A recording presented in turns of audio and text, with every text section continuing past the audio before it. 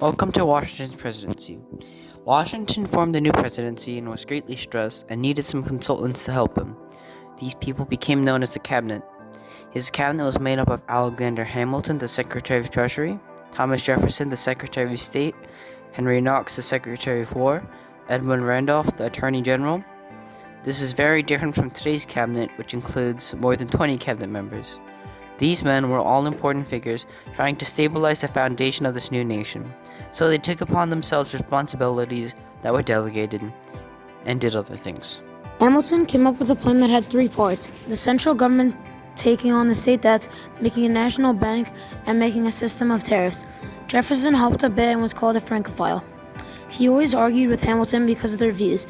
Knox was striving to help the military by giving ideas and promote the general situation of the army. Randolph did most of the legal work. These men did their best to help their country from the depths the Revolutionary War caused.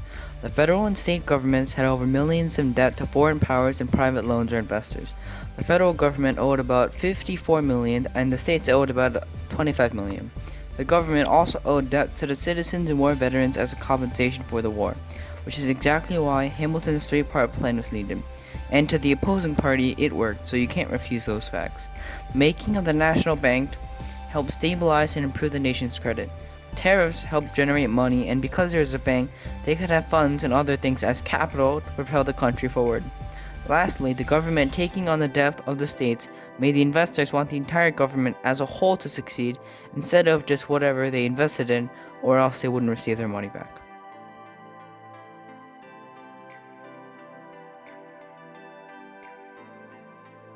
However, we had Jefferson, who was always at odds with Hamilton. Hamilton believed that the country needed a single national economic system. Jefferson disagreed and feared that the people of wealth and privilege would control too much power. This was because they had different views and led the political parties of the Federalists and the Democratic Republicans.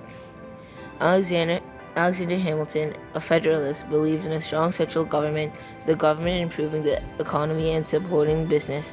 The upper class, those involved in trade, who lived in the North, mainly made up this party. Jefferson believed that people should have more say in government. States should have more power because they would treat citizens better, and it was mostly supported by the southern and western states. Since two parties existed, there was bound to be conflict. This was not in line with Washington's stated. The name of American, which belongs to you in your national capacity, must always exalt the just pride of patriotism more than any appellation derived from local discriminations. With slight shades of differences, you have the same religion, manners, habits, and political principles. You have, in a common cause, fight and triumph together. The independence and liberty you possess are the work of joint councils and the joint efforts of common dangers, suffering, and success. George Washington. He stated that the country should stay united and remain more neutral in order to have the country prosper and rule. Obviously, they didn't follow this, and so many things such as political parties, religions, race, and occupation hold importance in where you stand. This divided the country instead of having them work together, which is not what Washington wanted. Of course, there were issues too when forming the new government, such as the Whiskey Rebellion. It was the first test against federal authority. It happened from 1791 to 1794 in western Pennsylvania. It was a tax rebellion from farmers and others who enraged from the tax on whiskey. Washington stopped this with the power, stating the government was still in power. The farmers and others backed off. As Washington's presidency came to an end, he passed on precedents for the future generations to keep. These were namely for presidents to have a maximum of 2 terms and for the president to be solely addressed as Mr. President instead of a king. The 2 terms limited the president's power, and being addressed as Mr. President was because this country needed a president, not a king.